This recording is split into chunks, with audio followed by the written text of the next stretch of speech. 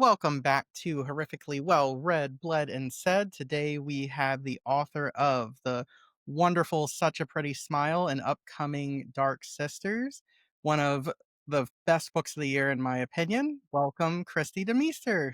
Welcome, My goodness. welcome. Thank you so much. What an introduction. Oh, I don't know how to live up to that. That's great.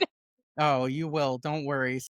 First, I have to ask, how did you get so good at carving a pumpkin? Because I was looking at your pictures, Maybe she and used a template. Did you use a template or it no? I could use a template all day and it Yeah, would that's never the look truth. like So I that. would fuck it up. You're So 100% right. what is the secret? Oh my gosh. Okay. So I 100% use a template. And so this started, gosh, years ago, probably even before my son was born. So we're talking like 15-ish years ago. So, because Mhm. he's 12 now, and it would have even been before that. But I started with real pumpkins, and just every year we throw a Halloween party, and would always tell everyone, bring your pumpkins. We'll do a carving. We'll eat Brunswick stew. We'll have drinks. It'll be fun. And then that quickly became a self-imposed competition. No one else was in the competition. I was the only one in the competition. Self-imposed. I love Love that. it. Yeah. But and then after that, I every year would do a pumpkin that I would find a template for, and I just kept trying to find ones that were more and more complicated.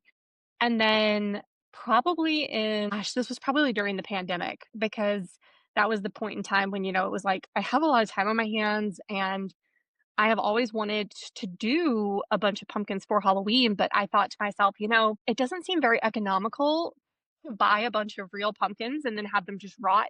So I picked up a few of the foam pumpkins Yeah. from a craft store, and bought a hot knife. And ever since then, it has just been that first year, I think I probably did close to 25, 30 Wow. pumpkins. And then every year since then, I've added, 3 or 4 or however many I'm doing for the season, and it has just become an incredibly relaxing activity for me. I'll put a podcast on, I'll put on a show that I've seen 1,000 times that can kind of just fade into the background, and I'll sit and do one, and I'm gotten to the point now where they usually take me, like, 5-ish hours to finish, but the time just seems to slip away, and so it's my favorite fall activity. I haven't done as many. Amazing. Thank Amazing. you so much. Now, Yeah, what's a hot knife like? so it Just looks put it like in an the oven for a X-Acto few knife. hours. Oh my God, do not get Yeah, anyone electrocuted. it looks like an X-Acto knife, but it heats up really, really, really hot so that it can cut through, like, rubber or foam. It's almost like a wood burning tool, but I was gonna not say it almost makes me think of like it's a soldering iron or something. Yes.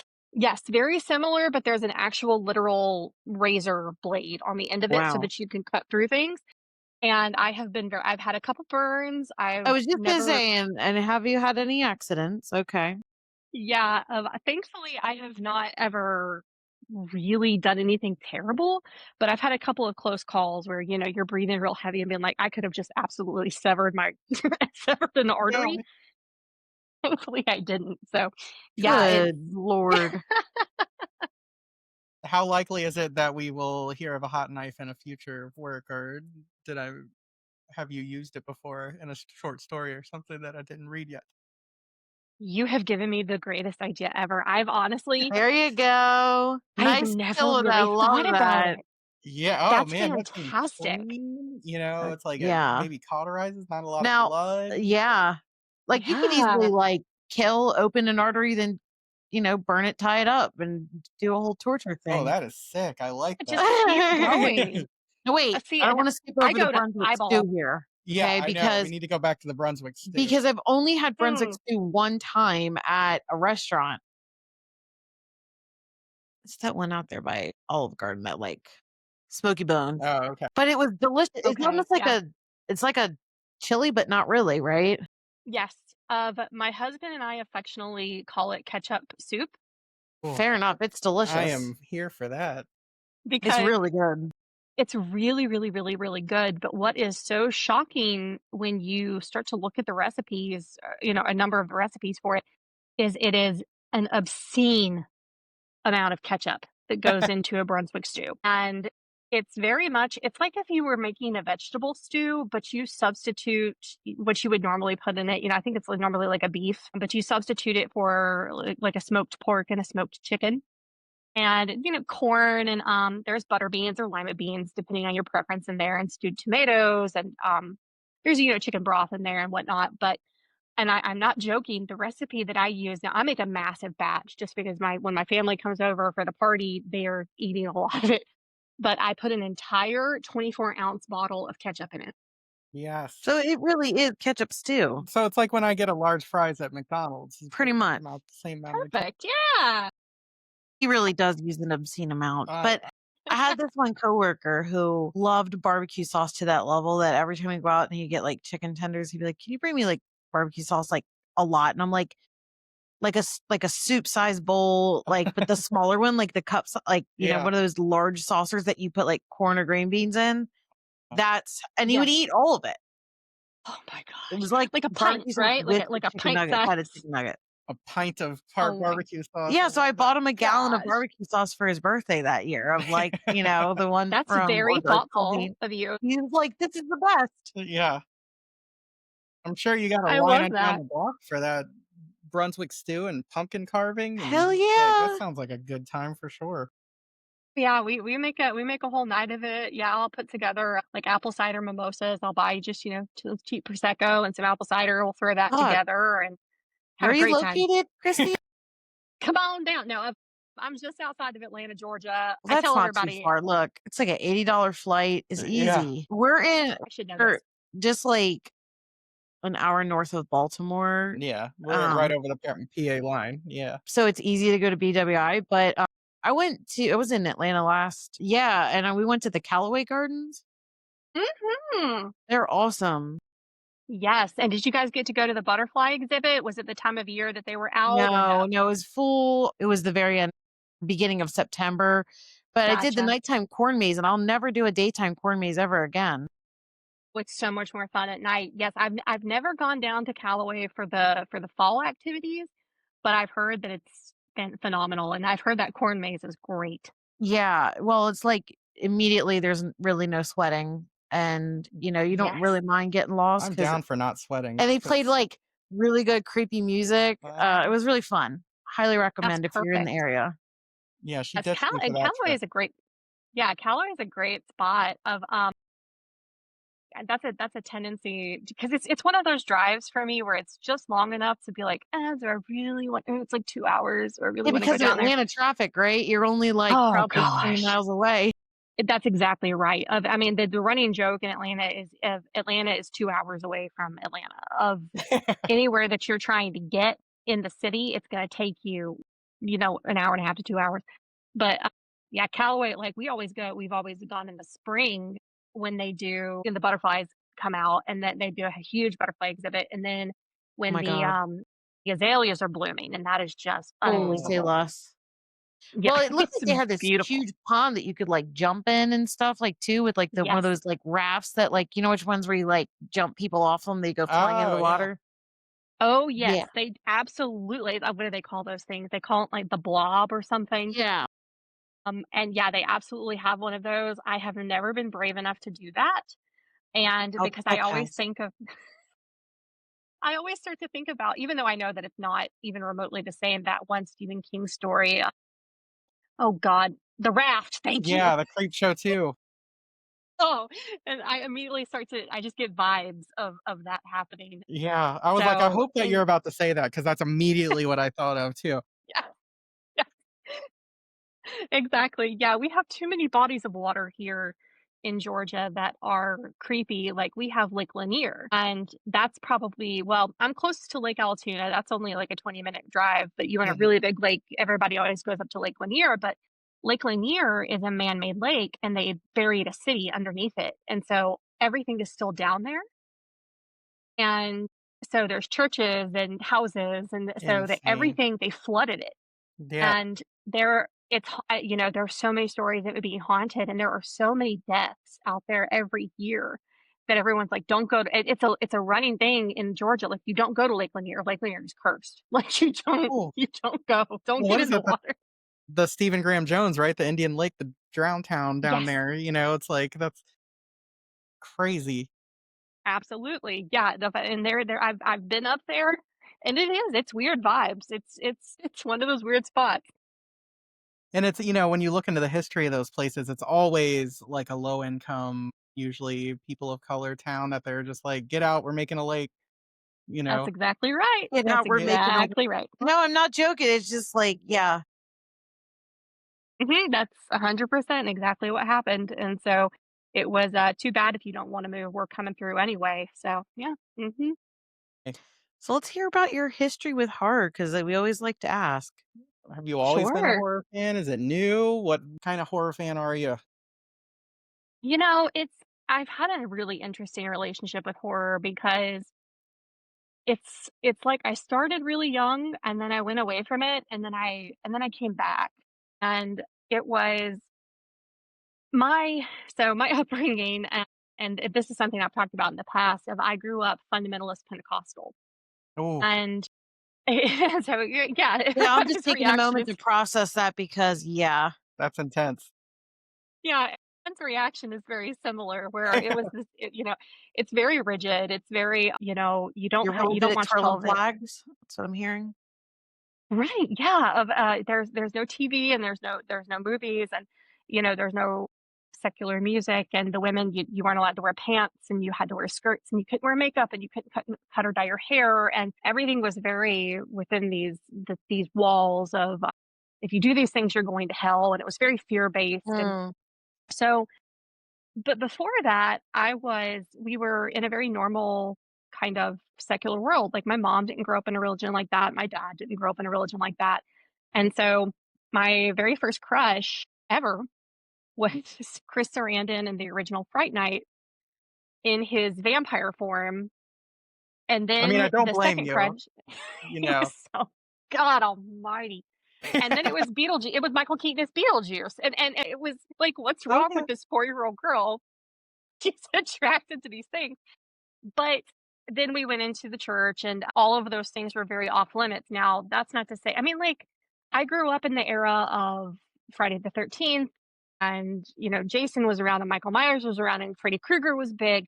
And so you couldn't escape those things, even though I Yeah. was very, very sheltered, but you would still see that stuff. Mhm. And I was frightened of it. But Rightfully the way so. it, right, yes. I mean, good Lord, it's terrifying. But there was also this weird the way the church dealt with its congregation was very fear-based. Everything was, if you do this, you're going to hell, and that was how they maintained decorum, right? It was through fear. So horror, even though it was off limits, was very, very much integrated into my upbringing. Your life, yeah. Yeah. Right, and so every I encountered it everywhere. The devil was very real. The demons were very, very real, and they were part of our day-to-day lives, and it wasn't just this metaphorical thing, it was things you could physically see, or supposedly see. Mhm. Not to say that I ever saw a demon, but, people would claim to have seen one. I think I've talked before, there are these things called chick tracks, and if you've never seen them before and you really wanna laugh, go look them up, they are hysterical. They were these little pamphlets, but they were No, I comic know what a books. track is, yeah.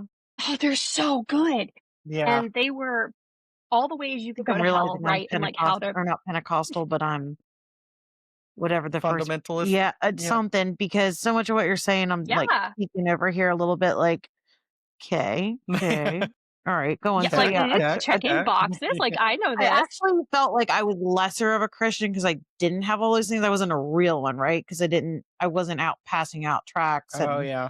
doing enough evangelizing and stuff like that compared to a lot of people. There's a lot of guilt and shame over people when you didn't do that. Yeah, well, I get it, of it because it was pushed on you.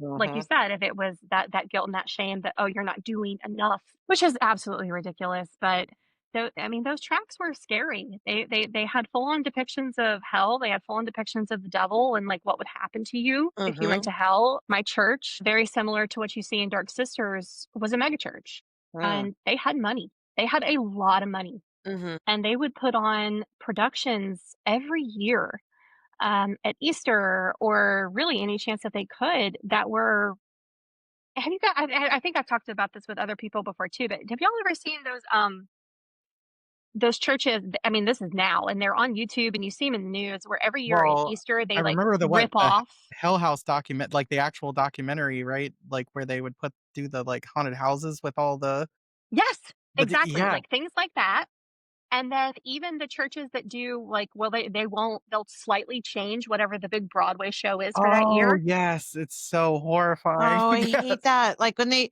Or they like did the the su Avengers or what they did the whole, they took the Kendrick Lamar. Oh, the halftime show? Yeah, they're Did they like, "They not like really? us." And it was like, oh god, the secondhand embarrassment. Oh. Well, it's like, That's yeah, cringy. what I they made haven't seen Iron that Man one. Jesus and crucified him and stuff like that. I Yes, Oh was god, like, watch because that 'cause I've one, seen that okay? one, and I've Yes, I seen the would. Back to the Future one. Yeah, and they're "Oh, just I need to check that out." See, the Iron Man one, I'm interested now. Oh, it's uh, Look, I it might be support worth anything Iron watching. Man, okay? Good or bad. There you go. But it was that level of production where they would put on these skits or these plays or whatever you wanna call them, and it was a full bloodied, Really? terrifying depiction of hell, and where Oh they would my have god. strobe lights and red light like, there was I vividly remember a scene where God, it you were was living a horror film, like, but in the yes, name of it was Jesus. it was, and I was 7, maybe 6 or 7 years old, and I'm watching this production of essentially it was teaching teenagers, don't drink and don't kiss anyone outside of marriage. Not even just not have sex, like, just don't kiss anybody. And they would have it where, of course, inevitably, they're driving home and they die in a car accident, and they would reenact them going to hell. There would be literal demons, like, because you're in a church and there's pews, and so they would have demons in these, like, full blackout suits and their mouths, like, they have blood capsules in their mouths, and so there's blood coming out of their mouths, and they're crawling down the What? aisles and, like, hissing at you, and That's got so the chills. right, it was a horror movie, in the I name mean, of God. this is crazy. Like, I would have nightmares. oh, I guess that's the point, right? Well, because I feel like with horror, there's a screen, right? Like, you're able to Yeah. protect your mental state by saying, "This isn't real." Well, But so when God, you're you're supposed to feel, watching like, it safe, and you can't escape as they're putting this all. yes. Right, and they're saying to you, "This no, this is real," and so there that fear becomes so big. I remember going home and just, like, sobbing at night, just terrified of, "I had a bad thought, and now I'm gonna go to hell, and this is what's gonna happen because I've seen it." And so that's the really fucked up It's like, foundation, right? I mean, Yeah. they talk a lot about, like, the use of lights and timing of music, that To same feeling stir you. emotions and Right. And, Yeah. there's been some things I've been to that have been really, really, really remarkable, pretty performances for like Easter and things like that. But like to take that same amount of resources and energy and time and like craft something so horrendously scary for the purpose of like control and soul damnation, like I just can't imagine. Like who I don't know. It's like I'm reading, I know everybody's probably read this already. I'm late to the game, but the Slewfoot by Brahm. And Yeah. they're at the beginning and he's like in the what's that? The stocks. And he's like for Yes. 4 days because he didn't attend church one time correctly. And I'm like, yeah. that feels about right. And he's like, oh, another person's late. He's like, well, I saw two cats. They were walking together funny and it looked like they were doing the devil's work. And it's like, Mhm. okay. Yeah, like it's everywhere, and the suspicious and the paranoia. Unfortunately, we live in an area that has a lot of those like repent now because you're going to hell, sort of like signs in the fields of farmers. Mhm. And I think they feel like they're Really? doing a good thing. And I'm Oh, like, yeah. but why can't we just like talk about like Jesus's love over Right. like, "Hey, you're gonna Like die and burn punishment. in an entire Yeah. pit of hell," but yeah, Yeah. I mean, whichever way you believe or don't believe or whatever, but, like, just in saying, like, don't you catch more flies with honey than you do vinegar? Right. Yeah, one would think. Yeah, I And pass a I sign that yep. says heaven or hell every time I go to go to work in the morning, and I'm like, "Great question, like, let me think about that." Like, but I keep I thinking love how because you people were just feel like as human beings that they feel like they know yeah. from the like they Right. know, and that's the thing is like the amount of creative interpretation that they have to be Mhm. taking and the like the you know what does a demon look like? Okay, how do we want him to act? What do we want the sounds to look like? Like Yeah. all like it's not that vivid in the Bible, is it? I don't know. Uh, I don't think so, I No, but it's never I was really already not. afraid of fire and brimstone, so I didn't want to. yeah. Well, what I think The, about, the when you're describing this, and saying like normally there's a screen, it's also like you go see a horror movie or watch it with your friends or family, or and your parents are like, "It's not real, it's okay." Like they're taught to be like, "Oh, it's real, it's not okay." You know what I mean? It's like yes, so you have no absolutely. catharsis or anything. You just walk away like doubly terrified. Now, how many times a year did this happen, Christy? So we would have there would always be at least 2. So there would always be the Easter play, which was just the Okay, recreation of the crucifixion, which was great, horrific enough in itself.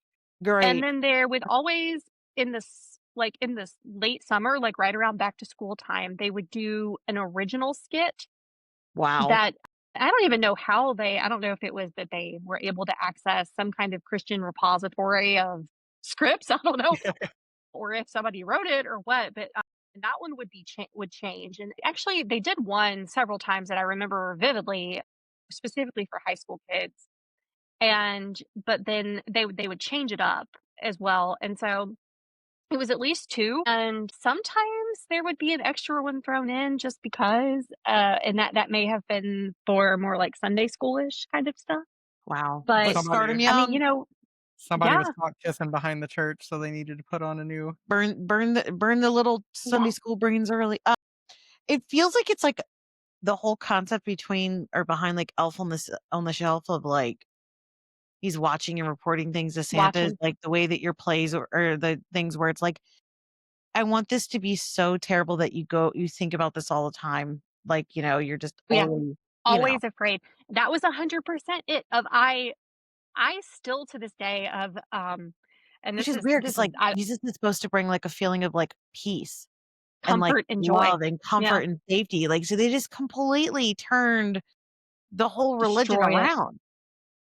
I have worked through this in years of therapy where I'm just she sitting here going, I'm like, going "You through have this with you. I was like, PTSD?" okay, years ago, I was a very like devout Christian. I always say every time this comes up, like, I'm really not sure if I just hate like overall the religion portion of it. And I don't really know how I feel about like God in general. But before this, I just watched this interview with Joe Hill and talking about King Sorrow, and he has a cross on his neck. And I was like, that's interesting. He's like Mhm, horror writer, and he had like, so I don't know how it all fits mhm, together. Anyway, mhm. but the thing is it is a lot of therapy to work through it. And it is a lot of like, control and things that you're just, and I'm like, I think when I finally like threw it off of me, it's like, I was like, I don't want to feel bad anymore. I want to choose, if I choose to believe this, I want to believe this because of love and feel good. Like, even if you're thinking like first Yeah, Corinthians, it's like if they say Jesus is love, and let's think of it as a mathematical Jesus equals love, okay, and then Corinthians says love is patient, love is kind, love is this. It's like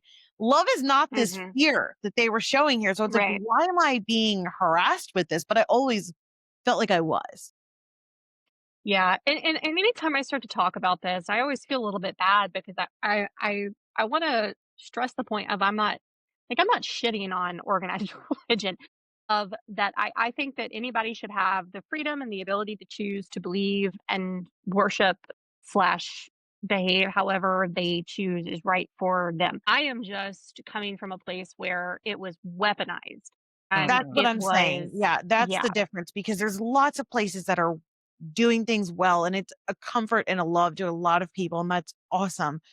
But that's the part I'm talking about, and even when you said, like, you can't wear pants, like, there's a church nearby that, like, my parents went to when they were, like, younger before I was even born, and my mom was pregnant and decided to wear pants to church, and they, like, asked her to leave because she didn't realize that she wasn't allo and then it's like years later, my best friend down the road, like, ended up going to Christian school there, and it was just like they could only wear church or, dresses, and they didn't have doors on the stalls, like, for the restroom, and, like, they don't and I'm like they had, like, the whole, like it was just so many things that I was like, she was like, "Do you want to come to Wednesday night with me?" I'm like, "What's Wednesday night?" "Well, church, of course."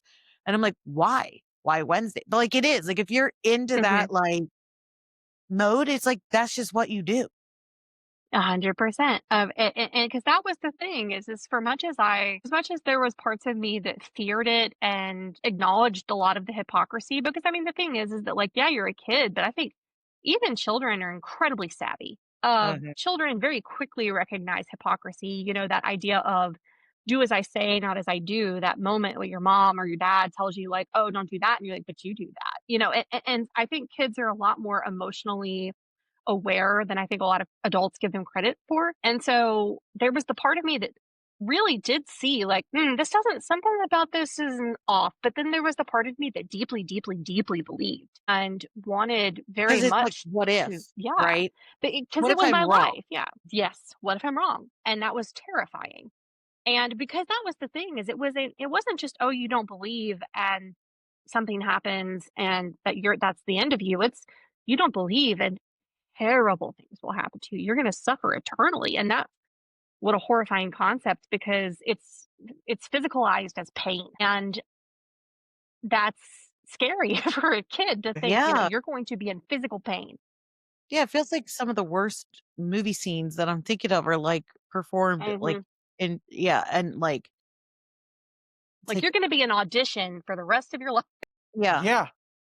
like a scene from That's that. pretty much it, right? And, years ago, Adam, when you and I were like really like exploring religion and you would read some of those Francis Chan books and he was like, "Yeah, I'm not going to the movies anymore. I'm not doing this because what if the rapture happens like right now and I'm in the movie theater and Mm-hmm. I'm watching something I shouldn't be." And I was like, just that Mm-hmm. scared me, and I was like, "I can't go to the movies anymore. Like, Yeah. Yeah. I can't hang out with these people because what if Jesus comes Yeah. back?" And I mean, Yeah, to w live your life in, like, the constant fear of being caught doing like, I love how you that's said no that, like, way to an live. audition. Yeah. Yeah, right. That speaking of books though, because that was another thing, like, they loved to give you books that would scare the shit out of you. Like, have you ever read, was it the Frank Peretti, Left God, Behind This Present series? Darkness.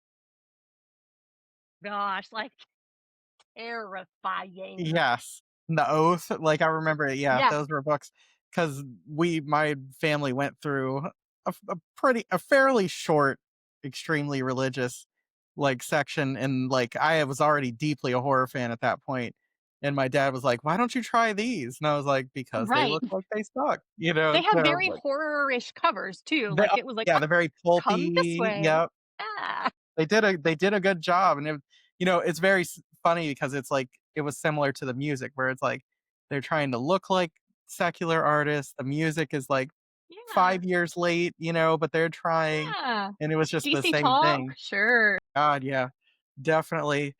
Well, it's funny though because when you describe that scene of what was happening, all I could think of, and it was funny because at the point when I saw this movie, I'd seen so many other horror movies, but those shadow demon things and Ghost that would pull people down at the very end, or at the beginning, Mhm. like, that scared me more than, like, Jason or Freddy or any of them, and, like, that's all I see when you describe it, and it's terrifying, and then you add blood coming out of their mouths, what the hell? No. No, no, no. I remember and it felt very much like that one Leonardo DiCaprio meme from, what was it, Once Upon a Time in Hollywood, where he, like, is whistling and pointing at the screen. Yeah, I remember watching Drag Me to Hell, Yeah. and the very end of that movie where they're on the waiting for train the tracks. train, Yeah. and she's on the train track, right? And I went, "Oh, that one, that's it, that's it." Like, that's the scene, that's the moment that and I felt very validated because Were you like, "Did I Sam had Raimi go to my church?" Oh Like, my right, god. right. That's one of the Like, only horror I think movies you I actually willingly watched with you, and it was back in really that good. era, yeah. Yeah, it was really good. what's great. So one of the most terrifying concepts within religion to me is the concept of Calvinism. Mm, So Predestination. basically, it mhm, is predestination. So with Calvinism, it's basically saying some portion of the population has already been pre-designed to go to heaven and be with God, and the other portion of the people will never go. right, But you don't know which one you are. And if you right, make the right choices, and you are the right person that's predestined, you'll be able to get there. And if you're not the right person, then you could keep trying all you want, but you're still going to go to hell either way. Mm. Right, right.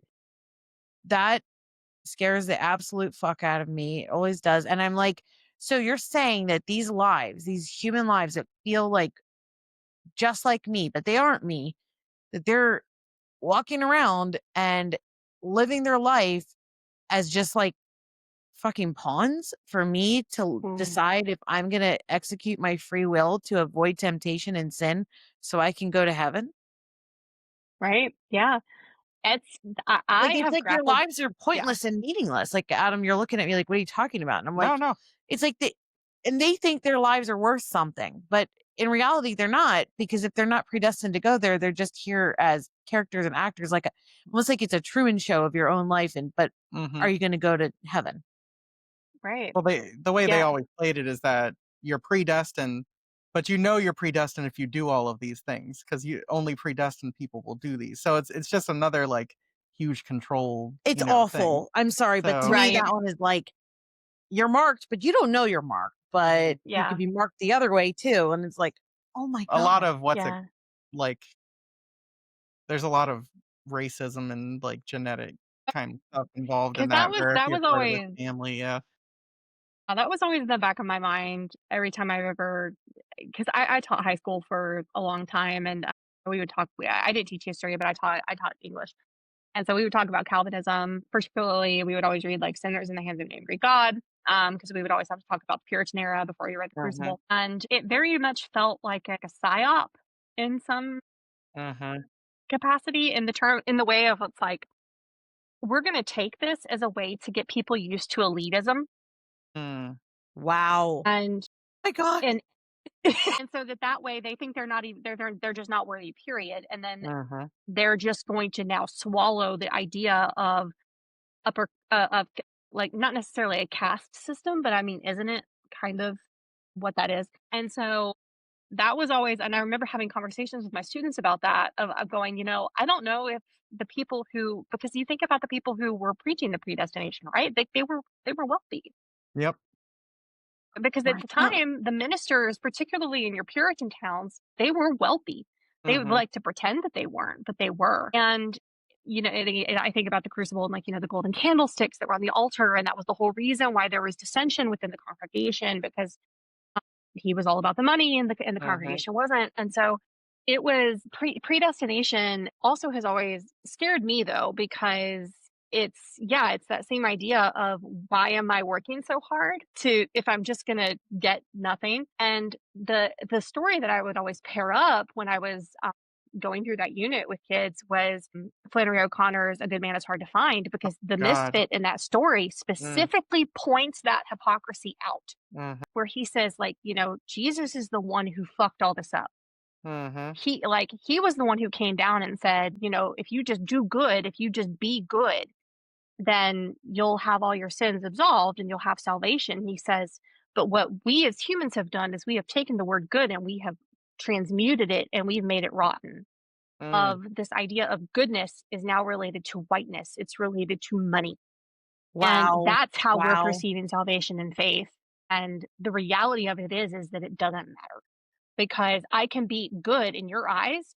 Like, the grandmother in that story is a shitty person. oh, She's a awful. racist, she's a xenophobe, she's selfish, and yet she perceives herself as a good person because she's a white Christian lady. And so she's looking at the misfit at the end of the story, going, like, I know you're good people. I know you're good people because you have manners, you're polite. And he's like, bitch, I've killed I'm a serial killer. Like, Yeah, I just killed your no. whole family. It's at some Yeah. point, like, you had posted, like, a bunch of old pictures, and Yep. one of them was you winning, like, a Bible competition, so it's Oh, like, hell you yeah. were in it. Oh, I was in it. I was so in it that, because, well, for multiple reasons, because you were told to be in it, but I am a Leo through and through. Uh, I mean, I've got that Gemini rising, or no, I'm sorry, not Virgo rising. There we go. But I like attention, and so I had to be the poster child for everything that we were supposed to be doing, and so if it was a related activity, I was deeply involved. And so we had our Bible quizzing team, and I was a regional champion, and then I went to semi nationals, and then I went to nationals, and I strove to be excellent at anything that would bring glory to the church, glory to God, whatever. And I've told this story before, I'll tell it again. But a part of Pentecostalism is glossolalia, or like speaking in tongues, right, where the Holy Spirit Mhm. moves through you Mhm. and you speak in a different language, and then someone in the congregation is also has the Spirit moving through them, and they hear it, and they're able to interpret it. And usually, the interpretation is some kind of platitude for the church or some kind of advice. And so I figured out very quickly that the people who were doing the interpretations got a lot of attention. So I started faking. Wow. I was 8 years old and just was like, this can't be. And even though in the back of my mind, I deeply believed, there was also the part of me that was like, they're actually saying me. And I think I can just give these kind of generic statements and I'll still be helping. And so in my mind, it was like, I'm not doing bad. I'm helping. Yeah. And like I pretended to throw a demon out of a guy, like, Would that be just like with because, the pigs you where it's know, like you cast out the demons and you threw them yeah. all into the pigs? That's crazy, and you're like, this is Yeah. all roughly around that same age? Yeah, I mean, I was 7 or 8, and Damn! so it's just there was that deep awareness of, I think probably there was a part of me that wanted to believe that it was real, but then there was the Mhm. reality that said, "No, it's probably not," but, like, that guy seemed happy, so it's fine. And you kinda I wonder, is that probably how all of it started in the first place? People that really wanted to believe and were like, "It's not hurting anybody," and it just snowballs, right? snowballs. Sure, because that's the thing is I think you get a group of it's groupthink. It's a form of mass hysteria, and I think that can go good or bad depending Mhm. on how you bend it. So you get a group of people together who want to believe in something hard enough, and they think that they are having this collective experience, and it's true. Sure, absolutely, it's true. You are having that collective experience because you all are wanting to have it, Yeah. and I don't think there's anything wrong with that. Yeah. And I think that was part of the thing in my brain where I justified doing what I was doing because I went, you know what? Everybody's happy. Who cares? So hopefully I helped that guy. L Transitioning into your books now, like, Yeah. at some point, there is obviously a split because your books are just the most wonderfully pissed off. Uh, Like, there's so much righteous anger and, just spotlighting these hypocrisies, spotlighting these ridiculous things that have just always been taken for truth. Did that happen, the split, the transition to say, like, right. you know, you said you always knew, like, it wasn't like you were like, "Oh, suddenly I don't believe." It's like you always knew there was the hypocrisy and those things there. What was that sort of, like, catalyst to say, "I'm now gonna use, fiction to speak out essentially about it?" Yeah. So the split happened. My parents got divorced when I was 10.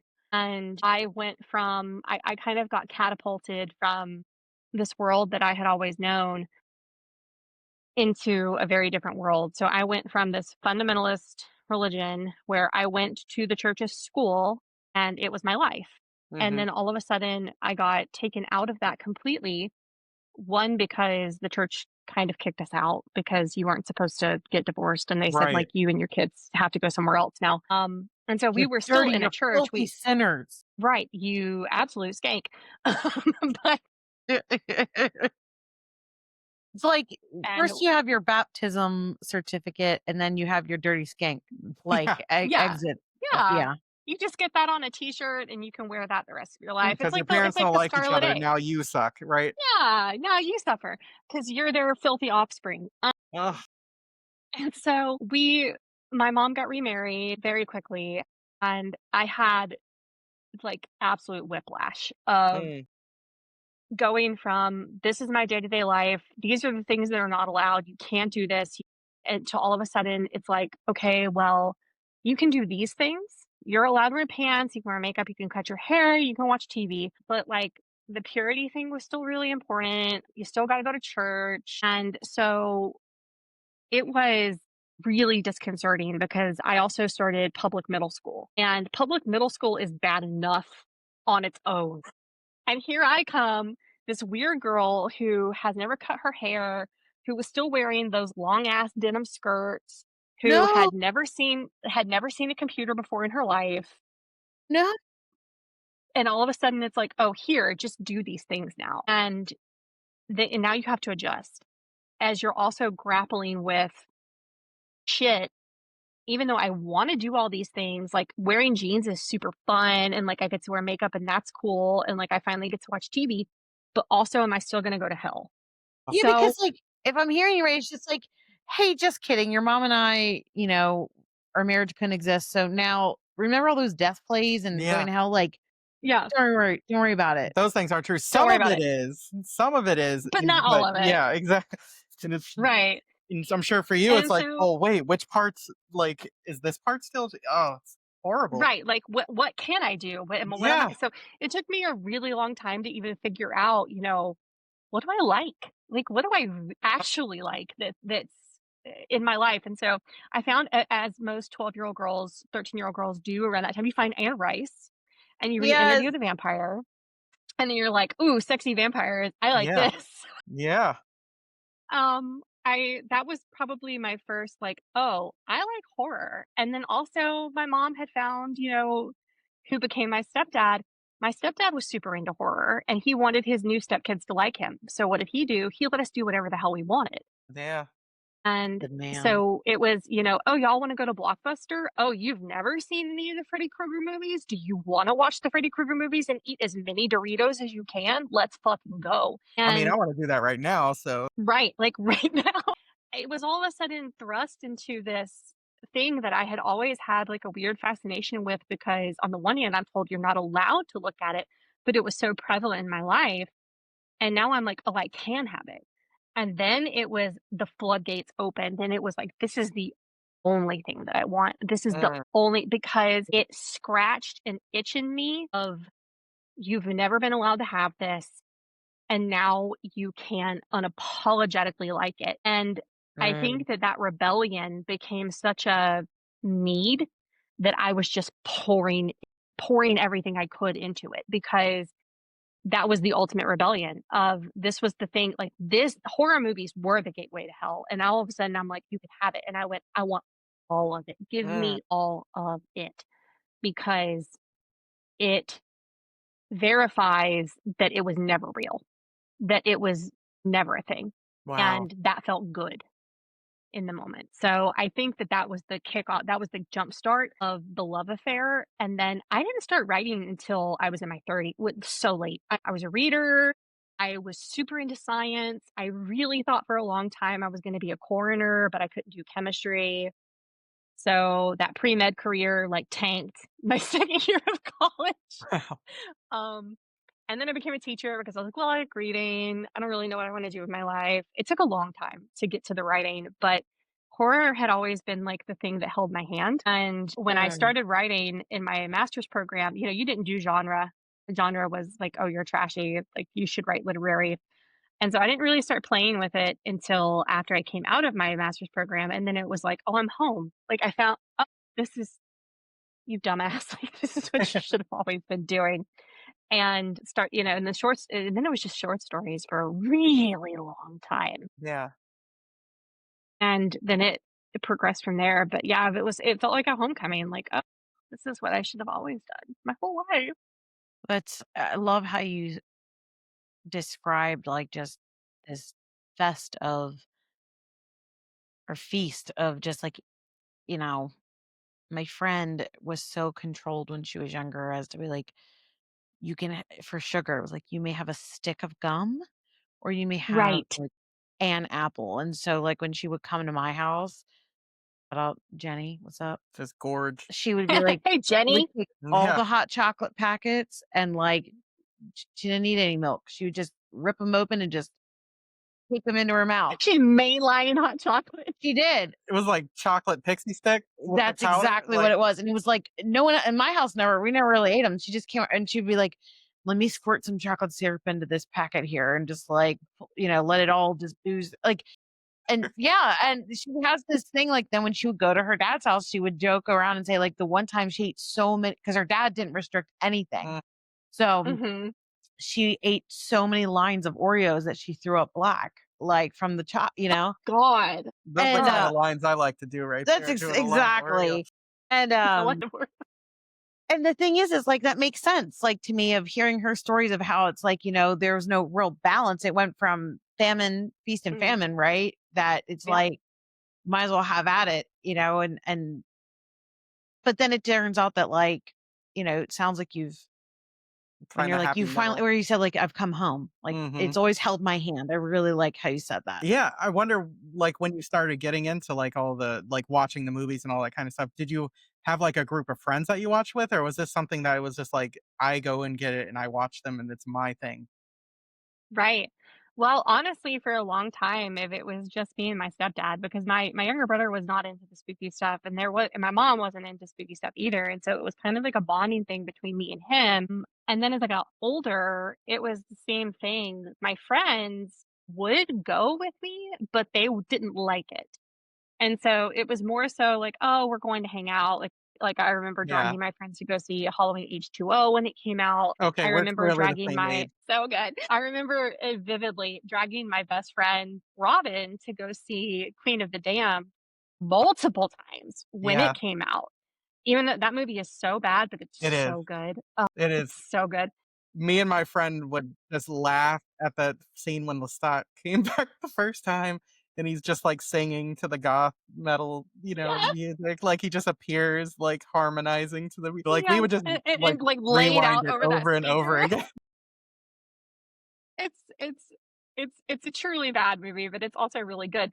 Yeah. And so it's funny because throughout my entire life I've never had, like, horror buddies who are my go-to people who are like, everyone that I've ever made friends with, the moment they're like, "Oh, Christy likes scary movies," it's, "Oh, I don't like that. I'm married my husband does not do scary," and so it's like all of the people in my life who I love dearly are not scary people, and so it's like a little treat just for me where I Yeah. get to go and like, and then I'll talk about it with other people tangentially, Mhm. but it feels the way that it's always felt, like, this is mine, and I get to indulge, and it's good.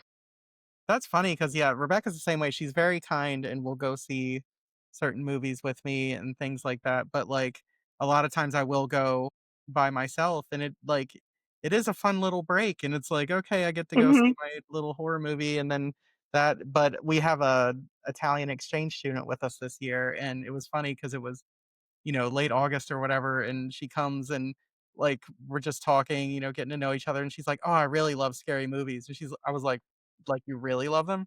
She's like, "Yeah." I was That's like, "Get so in the car." exciting. Yeah, I was like, "Get in the car. We're going right now. We're going to see Weapons. No one else will go see it with me." So, Yeah, and her parents, like, I was talking to her parents this weekend, and they're like, they hate they don't scary like movies, scary yeah. movies, like, and they're like, "You don't either?" And I was like, "No."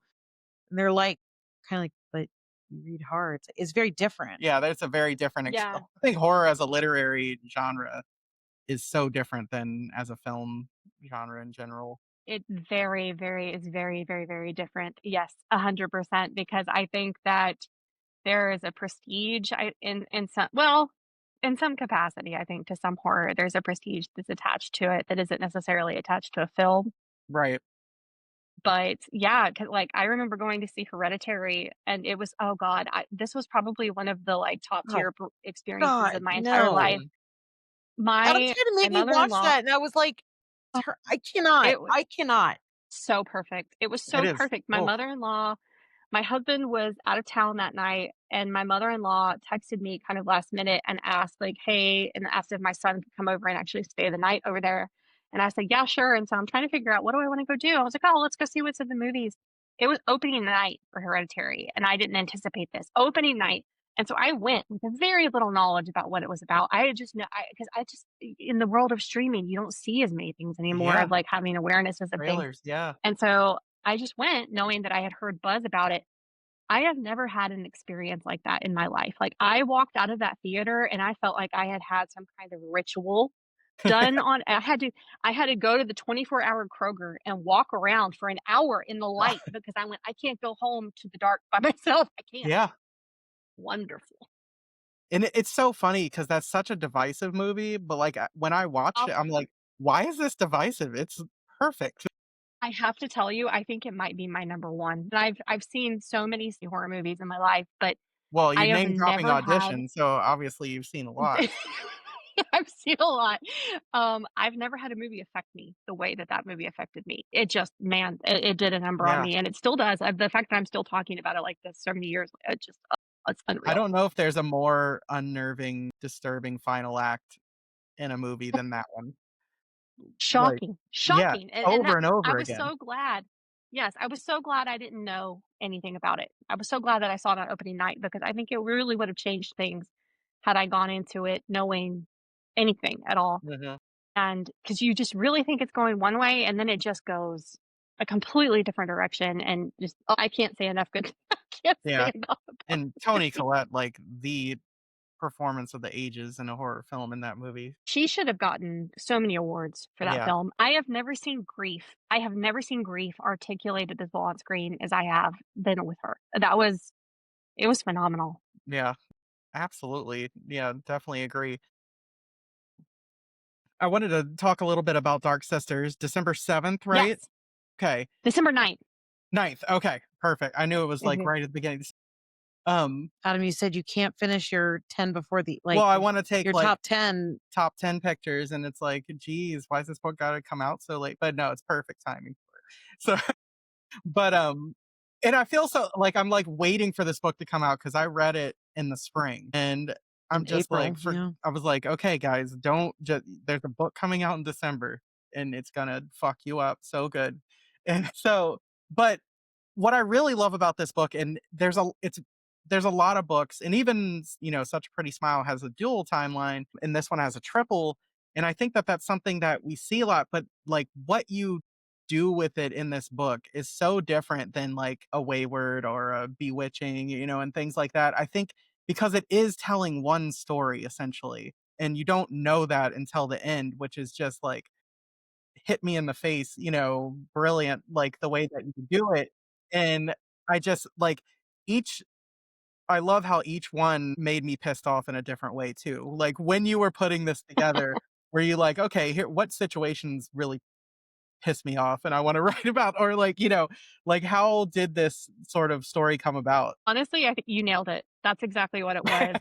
I was Dark Sister started as such a different story to begin with, and I've told myself I'll never do a triple timeline ever again I because can't it was imagine that I don't know, you have like, even if you are a pantser, you have to turn into a planner for something like that, don't you? I have 100% when it comes to novels, I prefer to pants.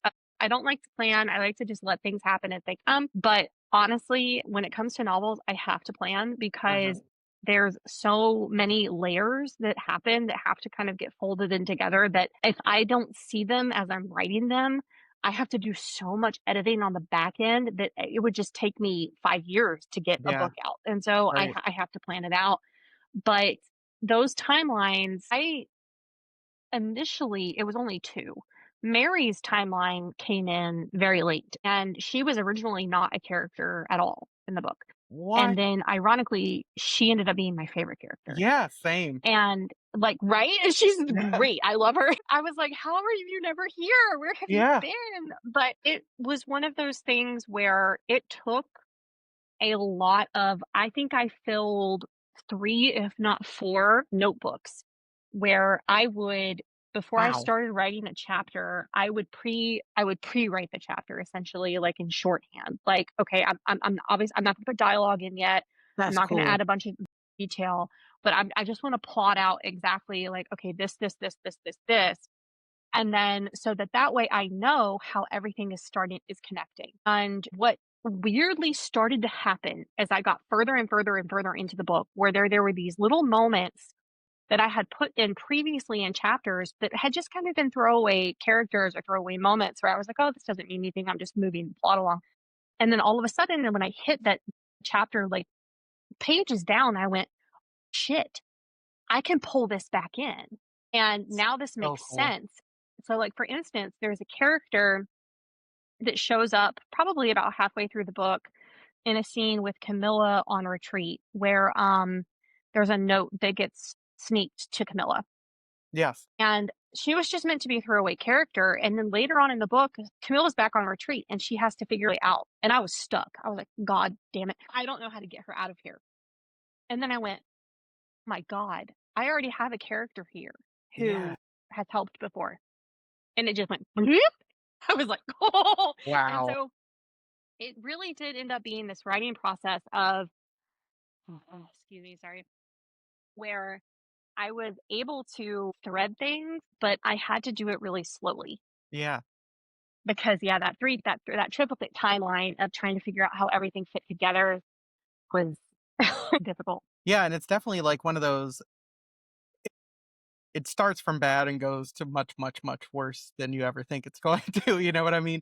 Because it starts as a Right, book right, that we're like, "Oh, man, these people are all being, like, controlled and emotionally abused and all this kinda stuff," and then it by the end of it, it's almost like you're that, whatever, the lobster that, like or the frog that doesn't realize it's boiling now, you know? right. And I just have to say, like, again, sorta like Hereditary, some of the stuff you did in the last act of this one, especially in the, relative present day timeline, like, dear God, why did you do that to us? So, and I'm like, it's so good. And like, I just remember sitting there and being like, looking around, like, I can't talk about this to anyone. And I'm so mad right now. But Well, yeah, and yeah, it's been very challenging to even talk about the book because those timelines they're so intertwined right. that it is if you say like one little thing, you're like, oh, that's a spoiler. And I can't Yeah. see that. And it is very similar where it's like the joy of it is knowing why that would be a spoiler and you don't wanna talk about it, so, like, that's why I've, like, just been sitting here waiting for December 9th so impatiently, so excited. We're a little over a month away now, and so I can't wait for the world to experience it, and then I know it's gonna be huge and very successful, and, like I Yes, said, yes. I had posted to my story, I'd read Such a Pretty Smile a while ago and then listened to the audio, and again, I was just like, another one where it's just like, you get to the end and you're just like, "Well, that hurt, thank you, appreciate it." Yeah, sure. Here, yeah, here. Let me just take a cheese grater to your heart real quick. Okay, Yeah, fine. exactly, and just like That so sounds but so gross. yeah, but it's so good, like, that's why we read these things, right? It's like to make our cold, dark hearts feel for a few seconds. Sure. Right. Yeah. Like, oh, maybe things will be. Maybe things are fine for me. If somebody else fictionally is having it worse. And you know what? It is a screen in a book I can close and not some place where That's my right. parents are telling me, "Yeah, that's all true, that's gonna happen to you." Exactly. You know, if you watch If you aren't Jay good, Leno be or good. David Letterman one night, then this is what's gonna happen to you. Right. So obviously this is coming out right at the end of the year. Do you have anything planned for 2026 or beyond that you can even So remotely yeah, share? the announcement isn't official yet. I'm still waiting on a contract to come through from St. Martin's, but I am currently working on the next book, and I have no idea when that would release date would be. I would imagine it would probably be sometime in 27, just Okay. because the book isn't due until May. But this is going to be my haunted house book. Ghosts are my absolute favorite. I was gonna say I haunted houses are my favorite subgenre, Haunted but houses are yes. my favorite. And so I'm mining a little bit more religious trauma Oh, just because I'm still trying to get it out and get away from it. But this is going to be about twin sisters and generational trauma and ghosts. Yeah, so I'm nice. super excited for that. Tentative title is Gut, so I'm really Ooh. excited. Are you planning the tattoo already? I Yes, I have a whole. That's so funny. I have a whole Pinterest board already uploaded of like tattoos for gut, like Yes, ready that's to such a go. I love that, like, whatever ceremony or tradition of, like Yeah. because it really does, like, leave a each one leaves a permanent mark on you, I'm sure, and, to have it be 100%. literal, like, so cool. Yeah, absolutely. Yeah, that's actually that's 100% it. Of every book is a tattoo, and my husband teases. He's like, "You're gonna run out of room soon," and I went, "Well, there's still space." You can borrow his body, I'm sure. Yeah, exactly. Yeah, sure, Sorry. exactly. Love it. In smooth skin and inked, so Love it. that's part of the vows, so that's really awesome. I am so excited to read that. That's gonna be one of my most anticipated whenever that gets announced for sure, so yes. So, we just wanna thank you so much, where can everybody find you? That's what we always Yes, wanna be able. absolutely. Mhm. So can well, I'm going to make a plea directly to your Yes. beautiful listeners. Pre-orders for authors are so important. They are so, so, Huge. so, so important in evaluating bestseller list placement and just also evaluating whether or not your publisher is willing to continue to be your Patreon Yeah. as you write future books. It really does mean a lot. And so you can pre order Dark Sisters anywhere right now. I prefer if you go to your local indie shop, but obviously you can order it from anywhere you like. And if you go to my Instagram, that's Kristi as in Marie Demeester. You can find a pinned post at the top of the page and then also a link to pre order from basically anywhere you so choose. That's super, super helpful. And so that is where you can find me, Kristi Demeester, on Instagram, where you can pre order the book and then also see all the other done shit that I'm doing currently in my life. Fancy Um, party that you just went to? I was like, "What is." I did go to a very fancy party, and, it was so boring. I gotta tell you, it was so boring. And I love getting dressed up, but it was boring and hot, and there was not remotely enough alcohol, but, That is not a you good do what you can. combination. That is not a good combination for sure. You do what you can. But you can find me there. You can also find me at kristidemeester.com, and there's links to all kinds of wonderful things there, including playlists for Dark Sisters, and all kinds of other goodies. So, yeah, that's where you can find me. Perfect. Well, this was so much fun, finally able to do it, and it was Yes! exactly as much fun as I hoped it would be, so thank you so much, and Yes, thank yeah, we you. look forward to talking to you for Thank the next you. one, hopefully. Absolutely. I really appreciate it. Yes, have a great night. Thank you. Thank you. You too.